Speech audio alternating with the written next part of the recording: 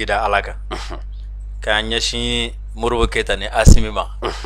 bamananw ko ten ko mɔgɔ bi i teri jogo bɛɛ ta fo n'a kɛra a ka cɛɲɛ ye Job y'an teri ye i yɛrɛ ɲɛ b'a la ayi ale bɛ taa ni an ka cɛ diplomatie la voilà donc ni an bɛna kuma Job ka don o don an b'an bila Job golo la ka na kuma Job kan pour que Job fana k'a dɔn k'a fɔ ko a fana voilà a bɛ émission suivre ko remplaçant b'a la quoi ministre ninnu ka taa Asimi ma ka jigin président ma ka jigin Sidibe tiɲɛ yɛrɛ la kunu Nations Unies kɔnɔna la an kun bɛ se k'a fɔ ko fɛn min kun bɛ yen box de kun bɛ yen quoi box de kun bɛ yen dɔw yɛrɛ bɛ se k'a fɔ ko tatami de kun sigilen don quoi i m'a faamu confrontation de kun bɛ yen et puis i b'a dɔn nin confrontation in fɛ ko dɔ bɛ diɲɛ na quoi Mali tɛ dɛ i b'a dɔn nin sen fɛ ko dɔ bɛ diɲɛ na wa ko dɔ yɛlɛmatɔla don diɲɛ na quoi parce que diɲɛ ka rencontre bari non parce que diɲɛ de kun sigilen filɛ nin ye vous savez Ala t'a di bɛɛ ma dɛ ka e kelen tɔgɔ don diɲɛ bɛɛ da ka diɲɛ bɛɛ ɲɛsin kelen ma Ala t'a di bɛɛ ma Ala t'a kɛ bɛɛ ye quoi diɲɛ bɛɛ de kun sigira kun ka kuma Mali kan et puis o kuma in kɛra sababuya ye hali Haile Selassie ka discours in min n'a fɔra ni Bob Marley y'a ta k'a kɛ dɔnkili c'est à dire a tɛ nin bɔ quoi Haile Selassie ka discours bɛ diɲɛ minɛ awɔ non a tɛ nin bɔ a tɛ Abdoulaye Diop ka discours non a tɛ nin bɔ a tɛ nin bɔ Haile Selassie nana kana farafinw hakililata ye min ye u bɛ fɛ diɲɛ ka taa cogo min na i m'a faamu wa ani ka fɛn dɔ bɛ ka kɛ ko k'a dabila mais Haile Selassie ma t'i sigi an bɛ bloc min kɔnɔ u yɛrɛ bolo an bɛ u ka monde occident min kɔnɔ a belebeleba saba États-Unis Angleterre France o belebeleba saba ka kuma Abdoulaye Diop ka taga sigi ka kuma ta o belebeleba saba bɛɛ lajɛlen ka kuma ta k'a démonter kelen kelen a bɛɛ tilalen waati min awɔ k'u bɛɛ kelen kelen na ka kuma ta k'a démonter kelen kelen ka tila k'u kelen kelen na bɛɛ lajɛlen bila place la bigi ni papier a bɛ ka bɛɛ noter Haile Selassie m'a fɔ n tɛ o Karafi de delila ka kuma in fɔ Nations Unies na don min na a ye ONU charte n'a y'a ta ka fara o don mais hali o la Karafi m'a kɛ tan mais bref min kun bɛ Nations Unies na MINUSMA ka mandat a bɛ ban nin kalo tile 30 donc san o san yanni ka mandat ban u bɛ ɲɔgɔn ye kɛ secrétaire général ale bɛ rapport kɛ n'ale ye rapport kɛ a bɛ rapport présenter donc u bɛ taga u bɛ débat de fond kɛ donc o débat la bɛɛ bɛ fɛ la ta fɔ conseil de sécurité kɔnɔ d'abord conseil de sécurité n'i y'a ta o de ye c'est à dire diɲɛ yɛrɛ ko gɛlɛnbaw bɛ fɔ yɔrɔ min na ani diɲɛ ko gɛlɛnbaw bɛ la comment dire la u bɛ sɔn a ma yɔrɔ min na ou bien u bɛ ban a ma yɔrɔ min na n'i ye conseil de sécurité yɛrɛ ta k'a lajɛ an bɛ don min na i n'a fɔ bi jamana 15 de bɛ a kɔnɔna la o jamana 15 la 5 bɛ yen nɔ u b'o wele ko membre permanent 10 bɛ yen u b'o wele ko membre non permanent membre permanent ninnu o ye Amérique Russie Chine France ani Angleterre o ye an bɔlen deuxième guerre mondiale la mɔgɔ minnu ye droit de veto du yɔrɔ min ka t'u sigi yen nɔ disiba 5 donc n'olu kelen ko n t'a la a tɛ kɛ bilen n'u bɛɛ sɔnna min ma o bɛ se ka kɛ mais ni kelen kun tɛ a tɛ kɛ mais a bɛ se ka fɛn dɔ bɛ kɛ o b'a sɔrɔ kelen hali n'a fɛlɛ ko tɛ a b'a abstention kɛ o ye jumɛn a b'a yɛrɛ minɛ a t'a fɔ n b'a la a t'a fɔ n t'a la donc o bɛ sira de tɔ mɔ ka taa kɛ waati sera ko sisan ko diɲɛ tɛ se ka to nin 5 dɔrɔn bolo ko ka dɔ fara u kan mais comme olu man bon ka tɔ bɔ donc ko sisan ko ka membre non permanent kɛ o membre non permanent ninnu élection de bɛ kɛ comment dire la u bɛ san 2 kɛ o san 2 a bɛ ta diɲɛ séléguéw fɛ quoi donc u bɛ mɔgɔ jamana 10 ta ka taga fara ɲɔgɔn kan a bɛ kɛ jamana 10 donc ni ko min gɛlɛyara diɲɛ na olu de b'u sigi u b'a kuma fɔ Nations Unies ka mɔgɔw bila ka taga ONU ka mɔgɔw bila ka taga kɛlɛkɛyɔrɔ la ninnu de b'a décider ni ninnu ko mɔgɔ 100 ka taa n'u ko k'u ka segin ka na so fana u bɛ segin ka na so ni ninnu ko mɔgɔ 100 ka taa min kɛ a bɛ taga o de kɛ donc u ye min bila ka na anw fɛ yan n'o ye MINUSMA comme a ka mandat bɛ b'a le 30 donc secrétaire général ye rapport dɔ kɛ rapport ne mɛnna kuma fɔli la rapport in kɔni u ye manamanakan caman sɛbɛn a kɔnɔna na i m'a faamu o rapport in kun kan ka présenter nin kalo in tile 3 Job taara don min na donc o senfɛ ni ale y'a ka rapport présenter sisan fɔlɔ a kun bɛ kɛ cogo di n'ale y'a ka rapport présenter tɔw bɛ na olu b'u hakililata fɔ mais Faransi de kun bɛ kuma anw tɔgɔ la donc anw fɛlata kun tɛ fɔ i kuma y'an ka ministre bɛ t'u sigi Faransi kɔfɛ a yɛrɛ tulokɛla kuma a ironie ye jumɛn ye Job ye taako caman kɛ nin kɛnɛ kan ni kɛnɛ kelen kɛ awɔ Job ye taako caman kɛ nin kɛnɛ kan mais a ma nin kuma ninnu ɲɔgɔn kɛ o de la an kan ka Asimi ka leadership k'a fɔ i m'a faamu parce que i kɔmɔgɔ pour que ka se ka ja don a la fo ɲɛmɔgɔ ka farin mɔgɔ ma farin jigi da ka farin ni ɲɛmɔgɔ ma farin hali ni ye kɔfɛmɔgɔ kɛ tasuma ye a tɛ se ka taga yɔrɔ jan parce que n'i y'i kɛ cogo o cogo a bɛ bɔ place la yɛrɛ a bɛ c'est comme si n'i ye fɛn ta mobile in tɔgɔ bɔlen filɛ kɔnɔ n'i ye ka basi fitinin n'i y'olu ta sisan quoi ka Ferrari ou bien fɛn Lamborghini moteur k'a la quoi a ti taa o moteur kɛlɛ mais kɔkɔ tɛ se k'a ta donc a kun k'o tɔgɔ la quoi maintenant u tagalen jamana minnu kun bɛ yen nɔ olu bɛɛ b'u fɛla ta fɔ kunu ɲɔgɔn o donna ɲɔgɔn ye a ɲɛmɔgɔya kun bɛ n'i ma fili Albani représentant de bolo o de kun bɛ ka séance présider Jobu taara yani u kɛnɛ ka sigi fɔlɔ Faransi de wulila fɔlɔ ka don jamanaw kan quoi a taara don Américains kan ka don Anglais kan ka don Chinois kan ka don Albani kan ka don fɛn Inde kan ka taga don Brésil kan fɔlɔ ko mun kɛra Nations Unies MINUSMA ka mandat min filɛ nin ye ko n'a kan ka renouveler ko ni mandat renouveler tɔla sisan nɔ quoi k'u ka min fanga bonya kɔnɔna la quoi k'o ye hakɛ sigilen ye quoi adamadenya hakɛw quoi campagne ko k'o de bonya kɔnɔ kun de b'a la dɛ kun de b'a la parce que sisan n'u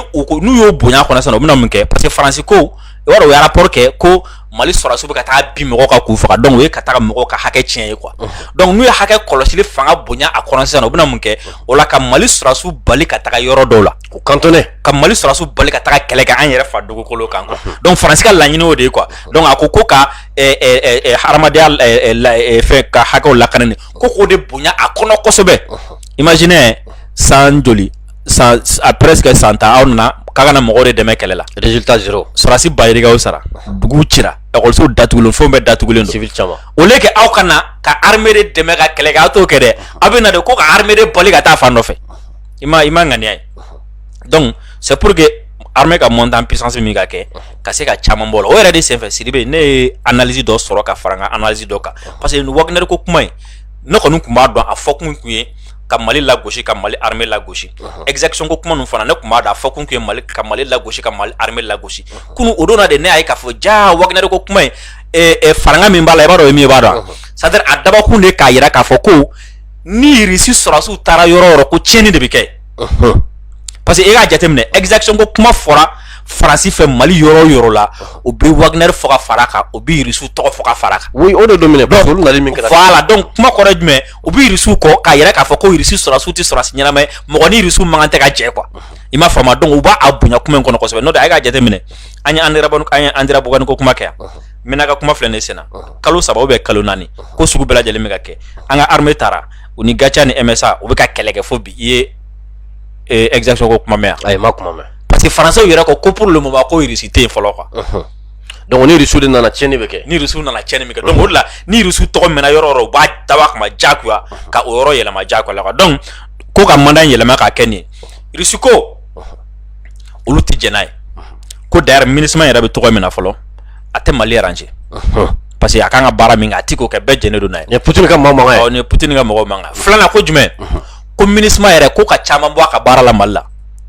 i m'a faamu wa ka dɔ bɔ a taayɔrɔ la ka dɔ bɔ a ka baara la quoi jama bɛɛ o tɛ fɛn na mɔgɔ 10,000 ko tɛ foyi la quoi ko ka dɔ bɔ u ka baara la ko ka restreindre dɔɔni quoi a sabanan ye jumɛn ko fɛn min ye lakana hakɛ ko kuma in k'olu t'o kuma la yɛrɛ ni MINUSMA ka mandat bɛ renforcer a bɛ taa kɛlɛ kɛ a bɛ taa kɛlɛ kɛ n'a tɛ taa kɛlɛ kɛ a b'a dabila kuma ban pewu i m'a faamu wa ko ni Faransi y'a essayer k'a fɔ ko ale bɛna taga a ye min fɔ nin ye ko k'o lapasi jagoya la k'ale b'a ka veto imposer donc MINUSMA ko yɛrɛ o y'a dabila o ye résolution ko kuma yɛrɛ dabila donc mandat tɛ renouveler tuguni Russie ko tan donc le 13 u taara baro sigi k'u to nin kan kan o y'a sɔrɔ Abdoulaye Diop ni presque bɛɛ ye ɲɔgɔn ye kelen kelen ani Russie ka membre min bɛ yen u ye ɲɔgɔn ye ani secrétaire général ka adjoint min bɛ yen n'o ɲɛsinnen don kuma ma u ye ɲɔgɔn ye ani Faransi ta u ye ɲɔgɔn ye ani Chine ta ye ɲɔgɔn ye ani presque ani bɛɛ ta ye ɲɔgɔn ye kelen kelen a ye bɛɛ hakililata faamu a kan ka min fɔ bɛɛ a y'o bɛɛ faamu sisan nɔ quoi donc u taar'u sigi kɛnɛ yɛrɛ kan sisan donc u sigilen kɛnɛ kan u ye kuma di bɛɛ ma kelen kelen Faransi ni Faransi Amérique ani Angleterre i b'a ye olu taara fan kelen fɛ même n'a sɔrɔ cette fois-ci ne ye Faransi fɛn dɔ jateminɛ Faransi la o ye jumɛn Faransi ye dɔ bɔ tɔn na Diri n'a ma fari faga ka ca an bɛ ka taa cogo min na ça m'a tellement surpris parce que hali Faransi y'a essayé ka Mali tanu dɔɔni mais cɛ u ka membre ka kuma la an tɛ ka réguler o parce que laɲini dɔ tun b'a fɛ ka ɲɛsin Mali ma donc n'a ye laɲini kɛ i bɛna na Mali deli ka fɛn dɔ deli Mali bolo n'i ye tɔn layɛlɛ donc c'est comme si premièrement laɲini dɔ b'a bolo ka ɲɛsin Mali ma a bɛ tɔn jigi deuxièmement comme bɛɛ kɛlen don k'a ye ko ne de ye fɛn tiɲɛba ye bɛɛ kɛlen don k'a ye k'a fɔ ko c'est à dire n ye tiɲɛni min kɛ bɛɛ y'a ye quoi donc kuma min bɛ n bolo na n ka don Américains ni Anglais da donc français ka kuma do américain ni anglais da donc a yɛrɛ min sigi sano ka kɛ n'a fɔ ale ma kojugu kɛ quoi n'a fɔ ko in kɔni ka ɲɛ o de ka d'ale quoi donc kana a sigi français membre min bɛ o kuma ta américain ye kuma ta russe ye kuma ta chinois ye kuma ta indien ye kuma ta n'i y'a jateminɛ russie chinois ani inde olu bɛɛ taara fan kelen fɛ dɔ bɛ ka fara halisa c'est comme diɲɛ belebele a jateminɛ dɛ diɲɛ belebeleba wɔɔrɔ de bɛ yen sisan belebeleba duuru in o ye membre permanent ye u b'a fɔ olu ma ko olu ye puissance ye mais belebeleba kelen min bɛ yen n'a gunnen d'u la n'u bɛɛ sɔnna ma k'a fɔ ko a bɛ na a bɛ ko tɔ la ala tɛmɛ o jumɛn ye o ye inde o fanga bɛ inde la sisan dɛ jama de bɛ yen o ko jama diɲɛ fanga ye jama de ye quoi sinon inde bilama kɔni kɛ tiɲɛ yɛrɛ la u bɛ ka puissance donc e ka jateminɛ signe fɔlɔ min n'a nafa ka bon kosɛbɛ c'est comme si an bɛ don min n'a fɔ bi diɲɛ yɛrɛ kɔnɔ adamaden 7 milliards et quelques o fanba bɛ Mali ka côté la parce que chinois russe ani inde n'i y'o saba fara ɲɔgɔn kan o ka ca ni américain ni français ni anglais siga yɛrɛ t'o la c'est comme diɲɛ fanba o bɛ Mali ka fan fɛ wa diɲɛ fanba ninnu bɛ ka baara min kɛ a man di diɲɛ fanba ye donc membre tɔ minnu tun bɛ yen olu dɔw bɛ nalen u bɛ kuma dɔw ta u bɛ kuma dɔw kɛ cogo sugu dɔ la maintenant n'a nana jateminɛ Abdoulaye Diop ye faransi ka kuma jaabi ka Angleterre ka kuma jaabi ka Amérique ka kuma jaabi ani secrétaire général yɛrɛ ye rapport min présenté k'o rapport fana k'o fana jaabi k'a bɛɛ jaabi cogo la siga na tɛ min na quoi n'a y'a daminɛ faransi la fɔlɔ faransi membre permanent min tun bɛ yen ale ko MINUSMA ko nafa bɛ MINUSMA na kosɛbɛ donc ko fɔ MINUSMA membre ka MINUSMA mandat ko ka dɔ fara a kan comme k'olu b'a ɲini Nations Unies fɛ u ka sɔn ni MINUSMA ka mandat ni dɔ farala kan wala MINUSMA ka sanfɛ kɔlɔsili ko barikani b'o kɛ donc ko ni Mali sɔnna o ma quoi o donc ale t'a fɛ barikani ka taa halisa depuis 2000 comme n'a ye faransi ko kɛlɛ daminɛ i b'a dɔn Macron ni Hollande ninnu hali maliyɛnw yɛrɛ tun bɛ min fɔ a ma i b'a dɔn k'an de y'u wele u tun t'o de fɔ wa u tun b'o de fɔ a de y'u wele sisan a b'a fɔ k'a b'a dɔ ta kunu olu de m'a fɔ k'u bɛ na u y'o fɔ sisan kɔni kɛ sisan kɔni olu ko k'u bɛ na o kuma tiɲɛ bangenen donc u ka tagalibaliya kun tɛ anw ye bilen dɛ yan toli de kun nɛgɛ b'u la barikani sanfɛ aw ka sanfɛla la yan ko ka donc ni u ka sɔn ma parce que ko rapport la yirala k'a fɔ ko ni olu tɛ yen nɔ MINUSMA tɛ se k'a yɛrɛ la kɔlɔsi donc olu bɛna ka na MINUSMA kɔlɔsi sanfɛla fɛ ka yɛlɛ ko kuma don quoi sɔrɔdasi ba 13 avion b'u bolo diɲɛ fɛn b'u bolo olu tɛ se k'u yɛrɛ kɔlɔsi quoi non tiɲɛ yɛrɛ la tɔ kun t'olu la ni MINUSMA ma se k'a yɛrɛ la kɔlɔsi o kunko ye donc ale y'o fɔ américain ka représentant min bɛ yen o kuma ta o ko ko bon ko Wagner de ye jɛkulu ye jɛkulu min ni a taara diɲɛ yɔrɔ la k'a tɛ foyi ɲɛ ni tiɲɛni tɛ quoi halisa Wagner ko kuma halisa Wagner ko kuma de bɛ sen na i m'a faamuya et puis ko nin y'a kalo 2 ye ko olu y'a fɔ Mali ye ko mura ko kɛra k'olu ko Mali ma k'u ka sira di MINUSMA ma ko u ka taga fɛn na u ka taga mura ko ka taga enquête kɛ ko jusqu'à présent ko Mali tɛ ka sɔn ma quoi donc ko min tɛ se ka bɛn quoi ko o bɛ ka MINUSMA mɔgɔw bali ka taa ni ka segin kɛ u bɛ k'u ka avion bali ka pan donc k'o tɛ se ka bɛn quoi i m'a faamu wa bon a ye kuma dɔ fɔ kuma min n'a ɲagaminen don dɔɔni o ye mandat in yɔrɔ ye o yɔrɔ de la i b'a ye k'a fɔ ko Amérique tɛ jamana ye mɔgɔ kan ka da jamana min na Amérique ambassadeur min bɛ yan nɔ a bɔra k'a fɔ kɔsɛbɛ na ko Amérique bɛ Mali soutenir kalo 24 na a y'a fɔ télé yɛrɛ la a y'a fɔ diɲɛ bɛɛ y'a mɛn diɲɛ bɛɛ y'a mɛn comment dirais la u ka membre min bɛ Nations Unies na o cogo di ko kalo 24 ko olu tɛ se ka a minɛ quoi i m'a faamu wa ko fo Mali ka na ni fɛn dɔ ye tuguni ko ka suivi minnu mécanisme kan ka sigi ko fo olu ka sigi ko k'o lajɛ bon ayi olu fana ye ni ɲɔgɔn caman fɔ fɛn min ye anglais ye olu kɛlen ka kuma ta olu de y'a yira k'a fɔ ko Mali bɛ yɔrɔ min na bi k'an kana ɲɔgɔn nɛgɛ dɛ ko foyi tɛ yan nɔ ni mercenaires tɛ ouais faransi ka ale y'olu ye quoi faransi kuma ta a ma ninnu fɔ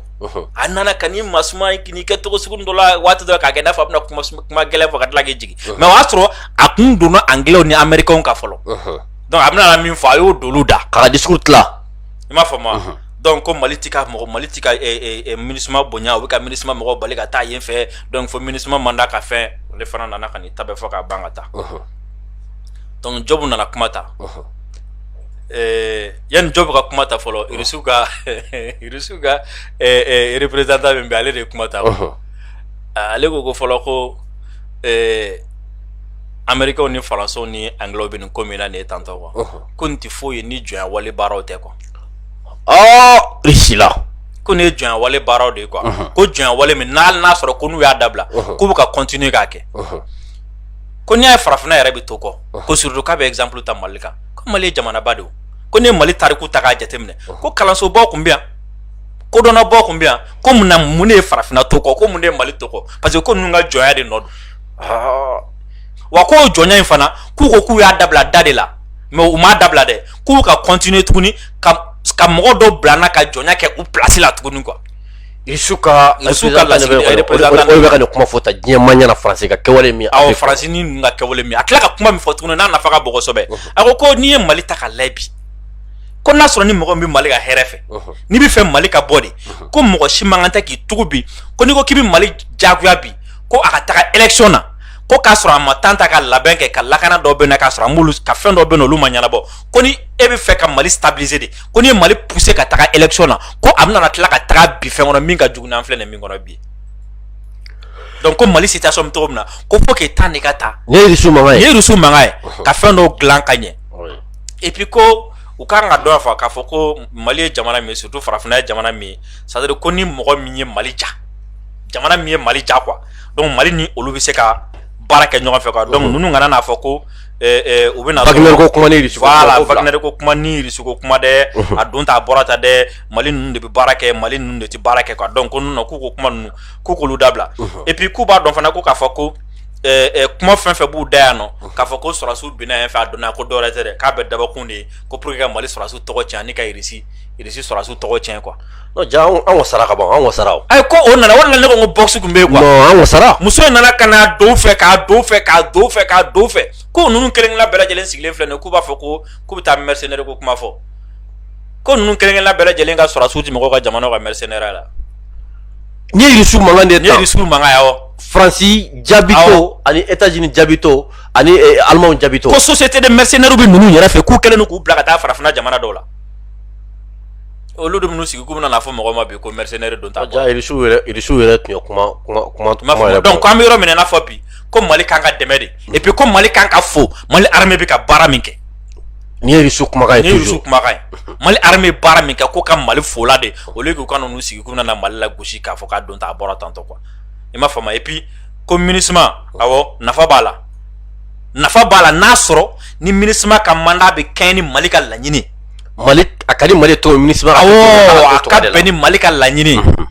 i m'a faamu wa mais k'a kɛ dɔrɔn ko ka mɔgɔ dɔ bila ka taga nɔ a ye kuma caman wɛrɛ fɔ ka fara kan mais i bɛ se ka nin ta kumaba la ale ka kuma kɔnɔna la Chinois fana nana olu fana ye Mali fo kosɛbɛ Mali bɛ ka baara min kɛ Inde fana nana o fana ye Mali fo kosɛbɛ kan maintenant jɔ bɛ kelen ka kuma ta fɔlɔ jɔ bɛ ko a b'a yira diɲɛ bɛɛ la fɔlɔ quoi k'a fɔ ko situation min filɛ nin ye Mali la yan nɔ fɔlɔ quoi ko bɛɛ k'a dɔn fɔlɔ ko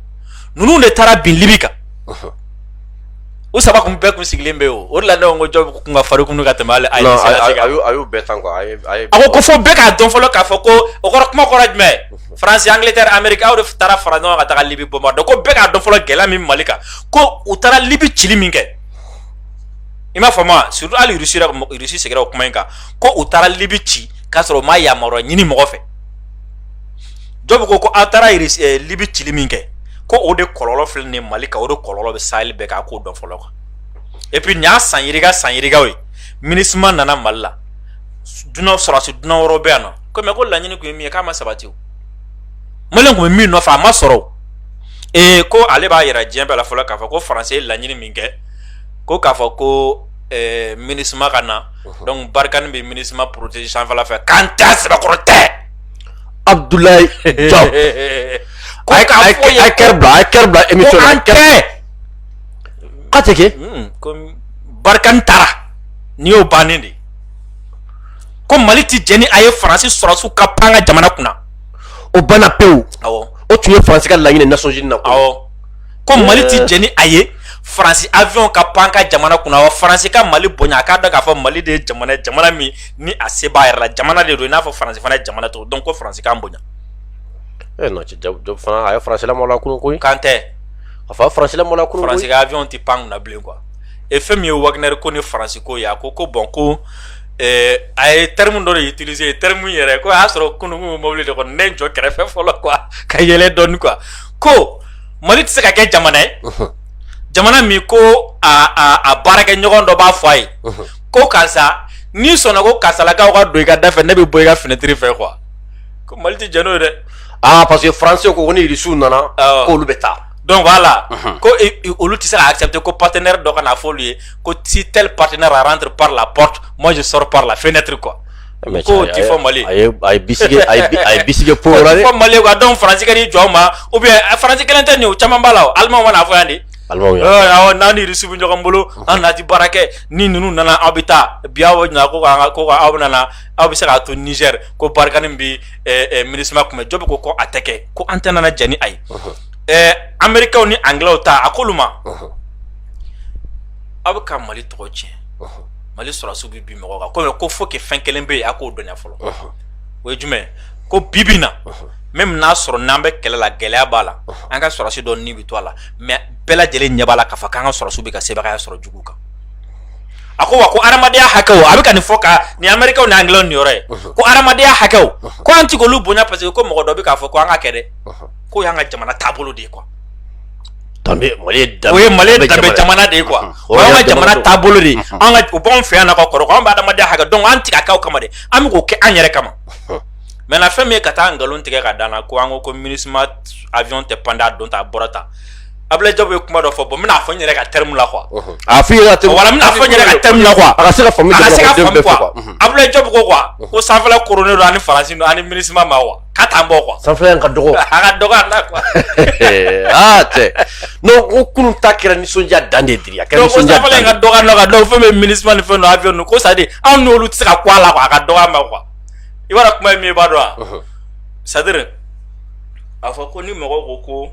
a b'a yiri la quoi. K'a fɔ k'a ti ko kalama quoi i fana b'a yira ka kɛ na k'a b'a la k'i den modèle ka ko ye fɔlɔ. Oui non mais ni y'o de ye quoi ni y'o de ye. Ko a bɛ ka taa n tɔgɔ tiɲɛ Mali ti sɔn MINUSMA avion ka pan dɛ Mali ti sɔn MINUSMA ka taga yen fɛ mais ko a ye jateminɛ sa anw bɛ kɛlɛ de la anw ka avion bɛ wuli u bɛ taa kɛlɛkɛyɔrɔ la anw ka drone bɛ wuli u bɛ taa kɛlɛkɛyɔrɔ la anw ka avion bɛ sanfɛ anw ka drone bɛ sanfɛ aw b'aw ka avion ta dɛ n'an b'a fɔ ko a bɛ taga fura di dɔ ma dɛ k'a bɛ taga ji di dɔ ma bon anw ka avion ni ou bien anw bɛ se k'an sigilen yɛrɛ to yen nɔ anw bɛ yɔrɔ dɔ bon kilo 30 kilo 40 o bonni ko o mugu jugu bɛ yɛlɛ sanfɛ de ka jigin o kɛlɛkɛ daga la o mugu jugu n'o drone fɛnw bɛ sanfɛ aw fana b'a ka avion ta k'a bɛ taa don olu cɛla ye yɔrɔ ni mugu jugu y'aw ka avion sɔrɔ jɔn tɔgɔ bɛ tiɲɛ. Non o b'a fɛ k'an tɔgɔ tiɲɛ. An de tɔgɔ tɛna tiɲɛ a ko bon k'o de kama an ko yɔrɔ dɔ bɛ yen mɔgɔ kana se yen fɔlɔ parce que olu ye kɛlɛ daga ye aw bɛna taga yen nɔ sisan nɔ ka aw bɛna dabɔ a kama ka taa hali u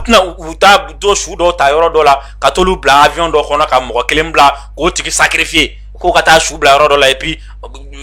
bali dɔ bɛ taa bɛn ma ou bien fɛn dɔ bɛ taa bɛn ma o bɛna fɔ tuguni bon Mali filɛ nin ka MINUSMA avion dɔ lajigin cɛ an ka mɔgɔ kɛkɔra yan dɛ. Wallahi Faransi tun bɛ sɔn ka MINUSMA avion dɔ lajigin k'a fɔ ko Mali don o la n'o tun kɛra sa o la o tun bɛ sɔrɔ ka higi an kan o jugement kelen tun bɛ kɛ Ala de bɛ jamana in fɛ quoi Ala de bɛ jamana in fɛ wallahi i b'a dɔn nin de la k'a fɔ Ala bɛ jamana in fɛ wallahi non cano non Ala bɛ jamana in fɛ wallahi ça jɔ kunkolo ka ɲi le fait que u ye minnu ka u ye an ka kɛlɛkɛ daga tigɛ ninnu na même le simple fait que n'u tun b'an ka mɔgɔ espionner hali ni yɔrɔ dɔrɔn bɔ a la quoi n'u tun sɔn espionnage kɔfɛ quoi k'u tugu ka MINUSMA avion bon Mali kɛlɛ daga yɛrɛ bɛ kɛlɛ ka gan yɔrɔ min na o la b'an nkalon ta ka da jamana la. Faransi la bɛnnen tun don ka Mali déstabiliser dɛ. Donc jɔn ko anw b'olu la waati min na aw bɛ se ka taa fɔ k'a b'a ka fɛnw panpan o yɔrɔ la tun non ko o de la an ko fɛn ti pan fɛn min MINUSMA ka mandat ye renouveler ko ye jɔn ko Mali hakililata ye min ye ko la ko faut que a préparer la ka tigɛ sisan ni MINUSMA bɛ yan o mana kun na civil de lakana ko civil lakanani yɛrɛ a kɔrɔ ye jumɛn an ka bɛn a kan sisan. Ayi ɲango de bere silen don parce que voilà ni yɔrɔ min filɛ nin c'est des termes techniques très important ni ma kuma ka ɲa dɔrɔn i ka ko bannen dɛ ne bɛ se k'a fɔ sisan ko ne bolo civil lakanani ye jumɛn k'a don école la i n'a fɔ MINUSMA bɛ ka min kɛ ka taga ni musow ka denkuni bɛ yen u t'o sponsoriser ani foraji dɔ yen fɛ ne bɛ se k'a fɔ ko ne ka lakana ye o ye kɛ parce que n'i ye ji di mɔgɔ ma ni minɔgɔ m'a minɛ ni minɔgɔ m'a minɛ peut-être jiminɔgɔ tɛna fa non ko ka civil yɛrɛ lakanani fɔlɔ ko ka terme défini ka définition claire d'a ma Nations Unies k'a dɔn ko nin de don Mali k'a dɔn ko nin de don diɲɛ bɛɛ k'a dɔn ko nin de don donc n'u nana o b'o baara kɛ o ye kelen filanan ye jumɛn n'u nana fana o bɛ na civil protéger mɔgɔ minnu contre la o mɔgɔ minnu fana ka défini a ka yira diɲɛ bɛɛ k'a dɔn mɔgɔw kana bi civil ka bonya na tuguni parce que e tɛ se ka na yan nɔ ko e nana civil protéger ni mɔgɔ dɔ nana ne tɛ fɛ k'a tigi kɛlɛ ayi non nin ye rebelle ye bon anw mana rebelle kɛlɛli ma ayi nin ye terroriste ye anw mana terroriste kɛlɛli kama ayi nin ye bingannikɛla ye anw mana bingannikɛla kɛlɛ mais dun ko k'e nana protéger donc n'e nana k'e bɛna protéger e nana k'e bɛna lakana jɔn de contre la o tigi ka fɔ fo tigi ka dɔn fo tigi ka fɔ tigi ka n'o tigi ma dɔn o tigi ka fɔ a ti ɲɛnabɔ ten dɛ renouveler ko kuma tɛ yan dɛ o tigi de bɛ fɔ o tigi de bɛ donc n'o kɛra sisan nɔ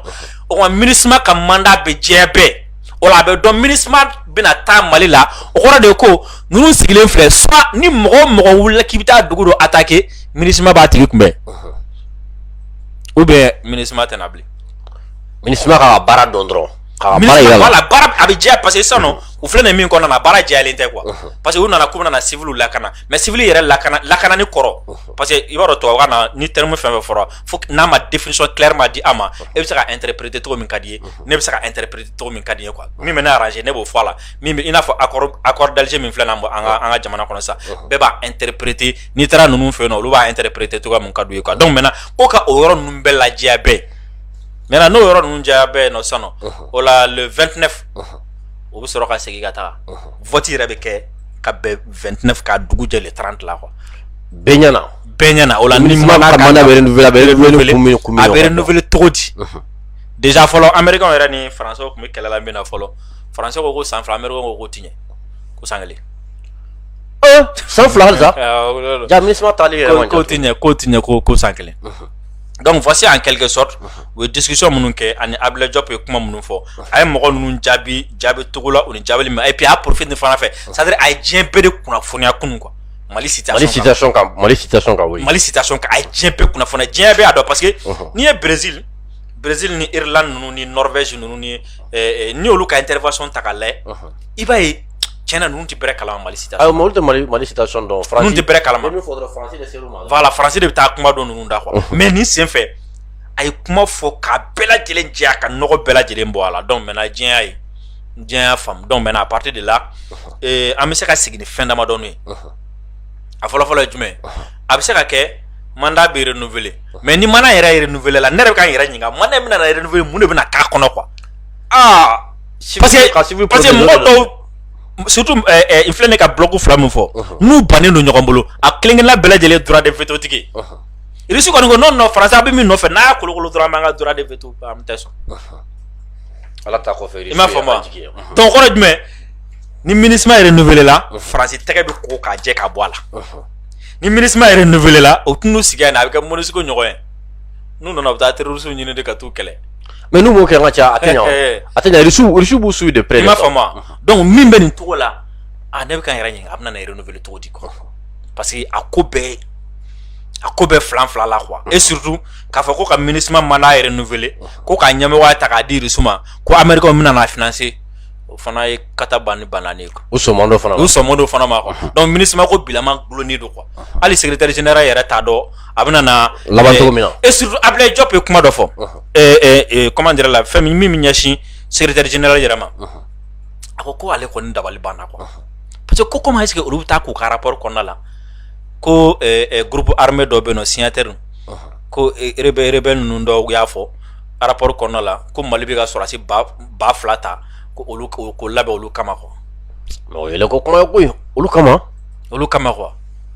a ko Mali bɛ ka sɔrɔdasi minnu ta o ye minnu kun bɛ yen ni marifa b'u bolo dozo b'a la denmisɛnninw b'a la fɛn wɛrɛw b'a la olu kun ye marifa ɲini ka marifa ta ka kɛlɛ kɛ donc a fɔra olu ye a ye marifa bila armée bɛ na aw ta k'u y'o recrutement spécial kɛ mais ko ale yɛrɛ ma nin kuma in mɛn fɔlɔ groupe armé mɔgɔw ma na fɔ ale yɛrɛ ye mais o bɛ se ka taa ye Nations Unies secrétaire général ka rapport kɔnɔ cogo di donc o b'a yɛrɛ k'a fɔ ko rapport a taara manamanakanw de fara et puis ne ko donc a bɛ mɔgɔ ninnu kɔnɔ ko in daminɛtɔla don quoi ayi mais ko ka bɔ olu kɔnɔ halisa ko an bɛ c'est à dire 2000 fɛngɛ ninnu kɔnɔla de la voilà donc parce que en quelque sorte kuma minnu tɛmɛna Nations Unies kɔnɔ kunun u ye kuma in bila nin kan donc le 29 o la vote bɛ sɔrɔ ka kɛ quoi D'accord, Drissa, i ka explication fasodenw y'a faamu an bɛ ala fo ka ala barikada ala min sɔnna ka Asimu di an ma bi jamana tun bɛ lomulama la waati min na ka ma di an ma jamana kanu bɛ maa min na i n'a fɔ son excellence colonel Asimu Goyita ka tila ka minisiriw fana d'a ma minisiriw mun cɛsirilen don mun ka baara an'u ka wuli ka jɔ o dogolen tɛ fasoden si la Drissa ni an bɔra o yɔrɔ la an y'a ye k'a fɔ Barkani ye an ka base min tun bɛ Menaka ko Barkani ye yen fana bila Diriw bɛ ka gɛn dɔɔni ka bɔ dɔɔni dɛ Barkani ye Menaka bila mais ne yɛrɛ ɲininka fɛn dɔ la est-ce que c'est par hasard ou par coïncidence imaginez don min na Nations Unies kan ni MINUSMA bɛ ka taga rapport présenter k'a yira ko depuis France commencera ka taa ka bɔ Mali la ko Mali bɛ ka dugukolo bɛ perdre kelen kelen donc ko faut que France ka segin ka na ale MINUSMA protéger o bɛ k'o fɔ don min na don min ni diɲɛ bɛɛ ɲɛ jɔlen don Mali ka Nations Unies kan ni Mali ko kuma bɛ ka fɔ o don de France y'a choisi ka bɔ Menaka munna ɲininkali mɔgɔ kan ka yɛrɛ ɲininka la quoi hasard de don wa ou bien dabangama de don ou bien coïncidence jalan don quoi ne kɔni y'a kɛ min ye d'abord c'est pour que ka chantage kɛ quoi i m'a faamu o la o b'a la bɛn ɲɔgɔn fɛ quoi rapport bɛ taa présenter a bɛ taa fɔ ko MINUSMA kɔni faut que MINUSMA ka to yan bon ni MINUSMA tora yan nɔ comment dirais-je la mɔgɔ ka sɔrɔ mɔgɔ min b'u protéger wa depuis MINUSMA yɛrɛ y'a jateminɛ nin kɔsa in na Mali bɛ k'a ka territoire bɛɛ perdre parce que u taara fɔ rapport in kɔnɔna la ko Mali territoire tɔ tɛ tɛmɛ 10% 15% kan bilen quoi ko terroristes y'a bɛɛ minɛ an na quoi i m'a faamu donc o la mɔgɔ bɛ k'a fɔ hali an filɛ nin kuma na don min na yɛrɛ France bɛ k'a ka minɛnw cɛ ka taga donc a kun y'o ye donc a kun y'o ye quoi donc n'o kɛra sisan mɔgɔ bɛna na min fɔ ayi non faut que France ko in c'est à dire France tɔgɔ bɛ don kuma la quoi i m'a faamu MINUSMA ka protéger ko kuma bɛ k'a fɔ don min na exaction ko kuma bɛ k'a fɔ don min na civil ko kuma fɔ don min na France tɔgɔ yɛrɛ bɛ fɔ o don parce que a bɛ k'a fɔ ko France tagatɔla filɛ nin don deuxièmement a jateminɛ n y'a f'i ye ko kalo 4 ɲɔgɔn kɛlɛ bɛ Menaka kɔnɔna la mɔgɔ 300 ni kɔ fagara civil la France sen kan ala ma sen sama Menaka kɔnɔ Menaka a depuis a daminɛ na fo sisan na France ma sen sama armée commencera ka don Menaka ka taga an ye Andira Bukani ko kuma ninnu fɛn o don an y'a ɲɛfɔ yan nɔ armée commencera ka don France commencera ka a retirer parce que kɛlɛ bɛ ka juguya sisan n y'a f'i ye n ko o don na n ko France y'a fɔ ko Mali taara kɛlɛ la nin yɔrɔ in na ko mais ko jusqu'à présent ko Russie ma se yen fɔlɔ et puis France bɔtɔ la a ye kuma dɔ fɔ Gossi France segira terme min kan ko jumɛn k'olu yɛrɛ retirer en toute sécurité en bon ordre et en toute transparence toute transparence France bɔtɔ la Gossi u ye toute transparence in fɔ et puis u bɔra ala ma mɛ u ko charia dɔ yira Gossi donc k'olu nɔ tɛ parce que ko depuis olu bɔra yen k'olu ye bɛɛ wele ko k'a jɛ bɛɛ donc k'a tɛ se ka k'olu nɔ donc c'est comme si depuis u bɔ Gossi don min na u y'a dɔn ko fɛn dɔ bɛ yen mais u teliya joona ka mun utiliser pour que n'u taara a ka fɔ u kɔfɛ oui don nataw la u bɛ se ka voilà don nataw la u bɛ se ka mun min fɔ parce que ko depuis olu bɔtɔ la fɔ olu taara en toute transparence u ye Mali wele ka na ka fɛn bɛɛ wele ka na et puis u bɔtɔ la filɛ nin Menaka tuguni u y'o mot kelen fɔ alors que u bɛ k'o mot kelen fɔ waati min na a y'a sɔrɔ kɛlɛ bɛ Menaka zone na terroristes bɛ ka sa terroristes bɛ ka mɔgɔw attaquer donc min kɛra Gossi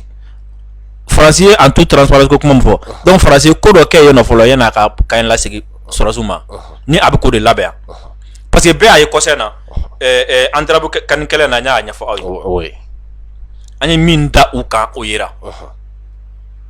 France y'a ye k'ale tɛ se k'o protéger bilen France bɛna a yɛrɛ retirer a ye mun kɛ a kan ka sɛgɛsɛgɛ k'a lajɛ de quoi Menaka kan min n'a dira an ka mɔgɔw ma an ka mɔgɔw kan ka kan in fan bɛɛ lajɛ surtout Menaka zone bɛ lajɛ France ye mun kɛ quoi parce que n'i ye sɛnugu jɔlen bɛɛ bere b'a kɔrɔ dɛ siga t'o la n'i sera ka terroristes n'u k'u jɔ ka nin bɛɛ kɛ fɛn dɔ bɛ a kɔrɔ quoi donc u ko k'u ye kan in retrocéder ka bɛn le 13 kelen ma k'u y'a di an ka sɔrɔsiw ma quoi et puis n delila k'a f'i ye ko France armée porte-parole waro Pascal Yanani mais u ka porte-parole wɛrɛ bɛ yen min b'a yɛrɛ kɛ journaliste mais alors qu'en réalité tɛ journaliste tɛ armée ka porte-parole don ale de bɛ armée ka kuma kɛ a ko cogo di ko kɛlɛ min filɛ nin Andira Bukani oui ko ni Mali armée Gacha ni MSA olu faralen ɲɔgɔn kan ko n'olu sera terroriste ninnu na k'u bɛna taa fɔ ko k'olu sera ka kɛlɛ kɛ ka gagner ka sɔrɔ Faransi t'a la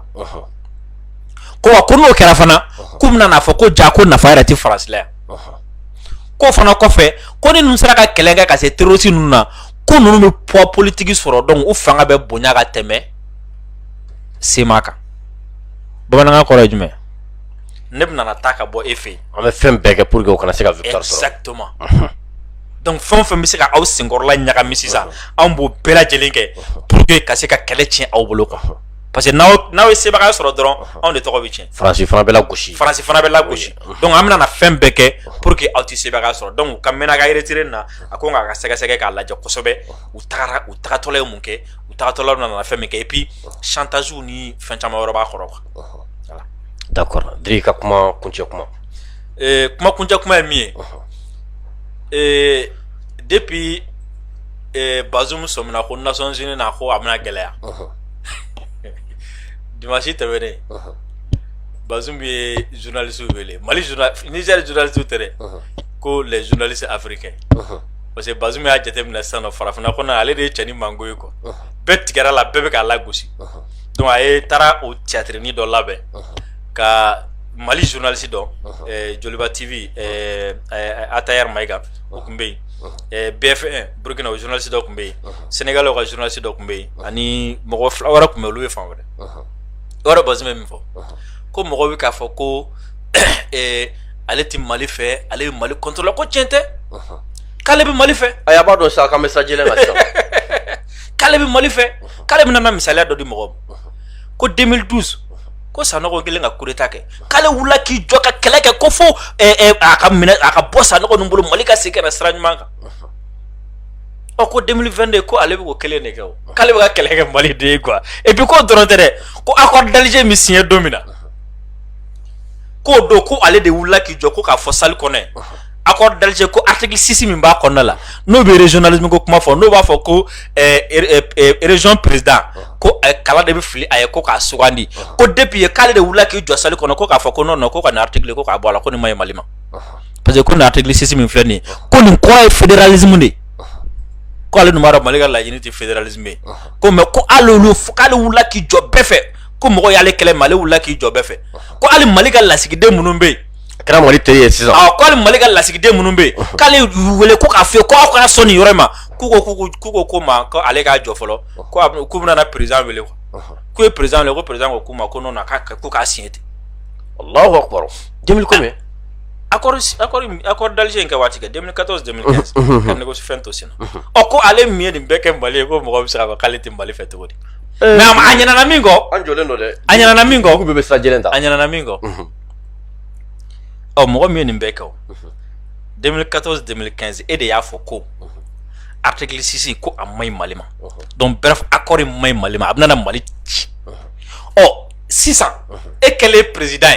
ye i ka discours fɔlɔ ko e seko ni damayira n'i ka fanga k'i bɛna bɛɛ ta ko k'a bɛɛ don sira fɛ sira min b'a to o accord kelen de bɛ appliquer ko ni Naloma kumana cogo o cogo a b'a yɛrɛ minɛ de ayi mais ale tagafan tɛ Bazoum na tuguni quoi i b'a dɔn Bazoum hinɛ ka se ka mɔgɔ minɛ donc ne y'a lajɛ k'a lajɛ a hinɛ ye ne minɛ Bazoum parce que ale jigi ye Faransi min ye Faransi yɛrɛ bɛ difficulté la bon là i b'a dɔn ale k'ale yɛrɛ ka hélico bɛɛ bɛ sa Russie bolo a y'o bɛɛ fɔ dimanche tɛmɛnen donc a k'a yira k'a fɔ an n'u ale bɛɛ ye mɔgɔ kɛlɛ ko mais k'olu bɛ to ka bɔ kɔfɛ sira ninnu de fɛ ko ka taga arme san ko ambassadeur t'olu fɛ fɛn t'o fɛ ko mais k'ale ka ministre de la défense bɛ to ka bɔ kɔfɛ sira dɔw fɛ ko ka taga sanni kɛ Russie bolo ne ko Bazoum hey i ma ɲininka nin si la a k'a ka position clarifier dɔrɔn a banna a ye ka position clarifier o oui i m'a fɔ ma i taara i ta kɛ na comment dirais n'Africain ye Faransi nɔfɛ mais i ɲɛ b'a la sisan Faransi bɛ fɛ ka cun n'a ye Bazoum ɲɛ b'o de la sisan Faransi bɛ fɛ ka cun ni Bazoum ye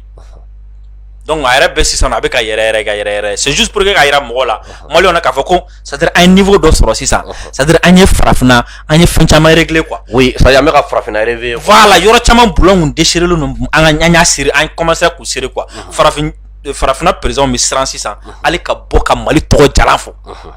i b'a dɔn ko an ka politiciens k'an kɛlen don k'olu jatigɛ hali ayi Mali kɔni ye politicien ko kɔni o kuma bannen dɔ fɔlɔ an bɛ siran a ɲininkara Wagner ko kuma na ko tiɲɛ la k'ale tɛ fɛn min dɔn k'ale tɛ fɛ k'i da don o la Bazoum o ye Bazoum ka dimanche o ye dimanche Bazoum ye France dun bɛ k'a fɔ Wagner bɛ yan Bazum yɛrɛ ma taa fɔ de ko ale tɛ jɛni a ye ko Wagner ka na an ka frontière la yan dimanche a ɲininkara ko tiɲɛ la k'ale tɛ fɛn min dɔn k'ale tɛ fɛ k'i da don o la ayi non a t'a kalama sa donc o b'a yira c'est à dire offensive min bɛ sen na cɛ mɔgɔw bɛ tilen sa diri an bɛ sira min kan Sidibe an b'i fo kosɛbɛ an jɔlen ka to dɔrɔn an b'i fo kosɛbɛ ka maliyɛn bɛɛ lajɛlen fo ka job fo kosɛbɛ a ka nin baara in na ka dugawu kɛ ala ka nin baara in k'a kɛ ka jamana in ka nafa kosɛbɛ et puis an ye sira min ta sisan c'est à dire maliyɛnw ka to jɔlen quoi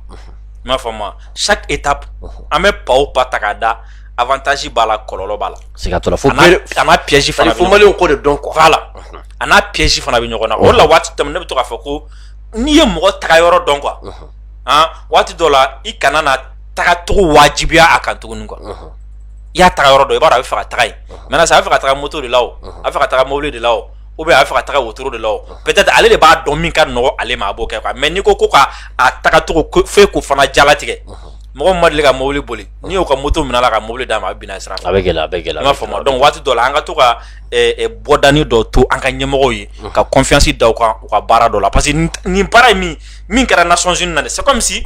u taara fɔ de k'u tɛ jɛn ni mandat MINUSMA ka mandat renouveleli parce que e taara fɛn dɔ fɔ mɔgɔ ye fɛn min e yɛrɛ b'a dɔn tiɲɛ yɛrɛ la a tɛ se ka sɔn o ma a tɛna na sɔn o ma wa hali n'a sɔnna nin ma c'est o fɛn kelen ne ta ye quoi o kɔrɔ de ko i ko ko ayi quoi donc n'a tigi bɛ fɛ ka sɔn sisan nɔ a b'a yɛlɛma k'a k'i ta ye k'a di i ma i m'a faamu alors que i kun bɛ mɔgɔ caman ka kuma de mɛn non u bɛna n kɛ tan u bɛna n kɛ tan u bɛna n kɛ tan non mɔgɔw k'o dɔgɔya dɔɔni nous sommes un peuple intelligent et surtout mɔgɔ minnu bɛ kɔfɛ minnu bɛ k'a fɔ k'u bɛ Mali dɛmɛ moi j'ai un problème minnu bɛ k'a fɔ k'u bɛ Mali dɛmɛ n kan bɛ jamana wɛrɛ mɔgɔw ma quoi problème min bɛ ne bolo i b'a dɔn o jumɛn i b'a dɔn moi je n'aime pas que mɔgɔ dɔ k'a fɔ k'a b'a ka vision imposer ne kan quoi j'aime pas ne ye kɛlɛ min b'an ni Faransi ni ɲɔgɔn cɛ dɔwɛrɛ tɛ koyi parce que Faransi ko a b'a ka vision n'a ka taabolo imposer anw kan donc moi je pense que mɔgɔ min n'i bɛ fɛ ka Asimi dɛmɛ e tɛ Mali kɔnɔna na moi je parle de nationalité tɔw de ko dɔn ka fara jamana tɔw ani mɔgɔ wɛrɛw kan ni aw bɛ fɛ ka Mali dɛmɛ aw kana t'aw sigi ka analyse dɔ bɔ ko fo Mali k'o de kɛ sisan ni Mali m'o kɛ dɔrɔn a b'olu ka dunun ni bali ta Mali bɛ na feere a bɛ na feere moi je pense que o tɛ Mali dɛmɛ ne quoi o ye k'a fɔ ko o ye ka Mali turu ne alors que ni an Mali kuma kɛkun quoi san b'a sɔrɔ gɛlɛya caman sɔrɔ donc ni mɔgɔ minnu bɛ fɛ k'an dɛmɛ tiɲɛ yɛrɛ la u k'an dɛmɛ cadre kɔnɔna la cadre min b'an fana bila l'aise la voilà mais u kana essayer k'a fɔ k'u b'an kɛ u fana ka otage ye tuguni quoi u bɛ fɛ k'anw dɛmɛ mais f'anw ka taga olu ɲɛna sira fɛ alors que anw de bɛ Mali la yan nɔ ça sera très compliqué quoi i m'a faamu donc an bɛ bɛɛ lajɛlen fo ni fili min kɛra kuma la o tɛ dabɔnma ye a n'a tɔgɔ don kuma ɲɛna voilà kuma n'a tɔgɔya don an b'i yɛrɛ fɔ ka saw kɛ ka wuli ka jɔ n'an y'i wele wagati o wagati i bɛ baara fɛn fɛn na i b'a bɛɛ lajɛlen bila ka n'a ka fasodenw kunnafoni o kunnafoni yɛrɛ tiɲɛ yɛrɛ la fasodenw ko ka foli lase ma kosɛbɛ diri parce que ninnu ye baaraw ye baara min ma nɔgɔn kosɛbɛ n'a fɔra Nations Unies ka fɛn kɛra tan ni an bɛ sigi k'a to nin cogo in na tan Job dun ye baara min kɛ a ye baara kɛ jamana de ye jamana kɔnɔdenw ka se k'a dɔn mɔgɔ min bɛ yen ni jamana ka baarakɛla don ni jamana ka baarakɛden don a ye baara jumɛn de kɛ ka se ka jamanadenw kunnafoni o la o ye an fana ka baara ye o ye surtout n ye kuma daminɛ na Job don min na ni Job ye ɲɔgɔn Job ko ni aw b'a fɔ Job yɔrɔ o yɔrɔ a ye Asimi de fo quoi ayi Asimi n'o fɔ bɛɛ ye o ne ko a da n'o de fɔ diri ko minisiri ɲɛnama tɛ yen président ɲɛnama de bɛ yen siga t'a la diɲɛ bɛɛ ka sɔn ma minisiri mana ɲa cogo o cogo ni président ma ɲi a b'i bolo kɔ ka bɔ baara la pewu k'i bila kɛrɛfɛ ni Job kelen de tun ye i bɛ k'a ka ministre des affaires étrangères ye mais an b'a dɔn ni président ma ɲi minisiri ɲalen ka gɛlɛn wala ɲa cogo o cogo n'i ko k'i bɛ sira dɔw ta Bazoum m'a dɛn ka secret dɔ fɔ sisan voilà parce que ale accord ko la Job ninnu de tun b'a taa ni ka segin la o Job ye memorandum kɛ o page 20 ɲɔgɔn ka taa présenter ko accord la ko ka nin bɔ a la ka nin bɔ a la ko ka nin bɔ a la ka nin bɔ a la ko ka nin don a la ko ka nin don a la mais o welela k'a fɔ non ko a ka ɲi voilà o bɛɛ kɛra IBK ka taa waati donc an ka don président ɲuman de bɛ yen an bɛ son excellence colonel Asimi Goyita an b'a fɔ ka se foli lase a ka ministre bɛɛ lajɛlen ma ka maliyɛnden bɛɛ lajɛlen fɔ Mali kɔnɔ ani Mali kɔ kan Ala k'an bɛn a ɲɔgɔnna wɛrɛ ma wa salam